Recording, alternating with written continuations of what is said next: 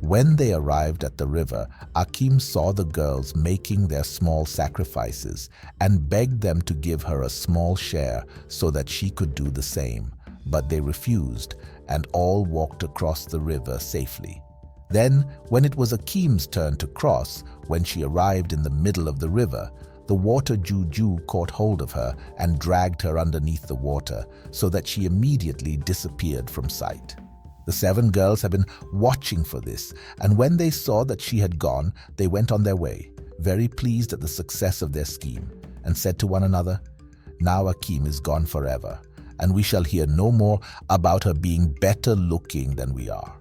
As there was no one to be seen at the time when Akim disappeared, they naturally thought that their cruel action had escaped detection, so they went home rejoicing. But they never noticed the little bird high up in the tree who had sung of Akim's beauty when they were on their way to the play. The little bird was very sorry for Akim and made up his mind that when the proper time came, he would tell her parents what he had seen, so that perhaps they would be able to save her. The bird had heard Akim asking for a small portion of the food to make a sacrifice with, and had heard all the girls refusing to give her any. The following morning, when Akim's parents returned home, they were much surprised to find that the door was fastened and that there was no sign of their daughter anywhere about the place.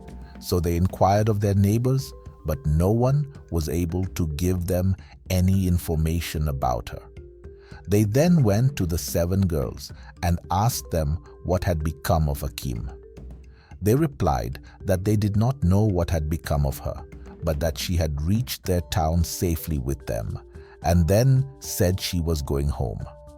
The father then went to his Juju man, who, by casting lots, discovered what had happened, and told him that on her way back from the play, Akim had crossed the river without making the customary sacrifice to the water Juju, and that, as the Juju was angry, he had seized Akim and taken her to his home.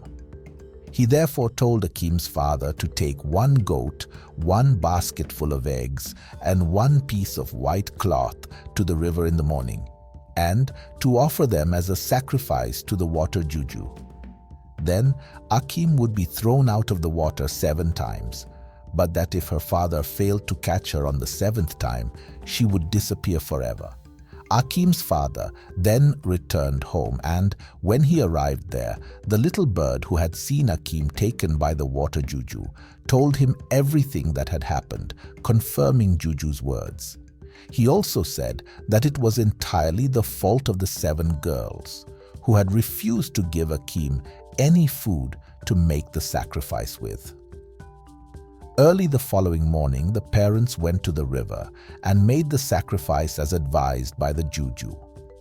Immediately they had done so, the water Juju threw Akim up from the middle of the river. Her father caught her at once and returned home very thankfully.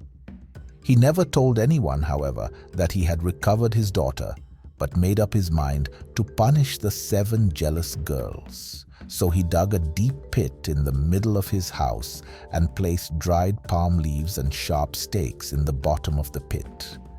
He then covered the top of the pit with new mats and sent out word for all people to come and hold a play to rejoice with him, as he had recovered his daughter from the spirit land.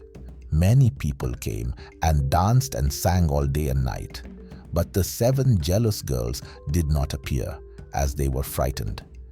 However, as they were told that everything had gone well on the previous day and that there had been no trouble, they went to the house the following morning and mixed with the dancers.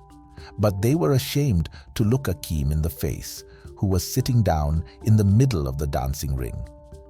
When Akim's father saw the 7 girls, he pretended to welcome them as his daughter's friends and presented each of them with a brass rod, which he placed round their necks.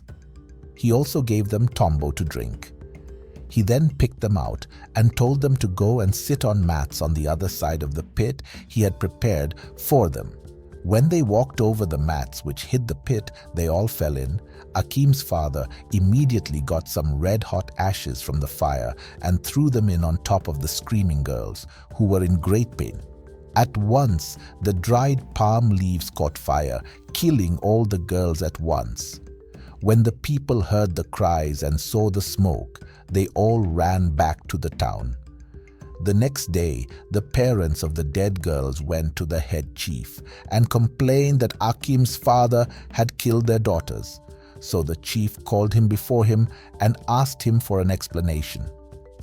Akim's father went at once to the chief, taking the Juju man, whom everybody relied upon, and the small bird as his witnesses. When the chief had heard the whole case, he told Akim's father that he should only have killed one girl to avenge his daughter, and not 7. So he told the father to bring Akim before him.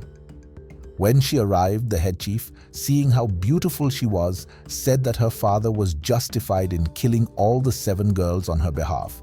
So he dismissed the case and told the parents of the dead girls to go away and mourn for their daughters, who had been wicked and jealous women and had been properly punished for their cruel behavior to Akim.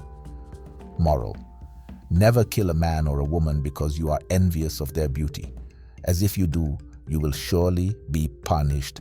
If you like this video, please share, like, and subscribe.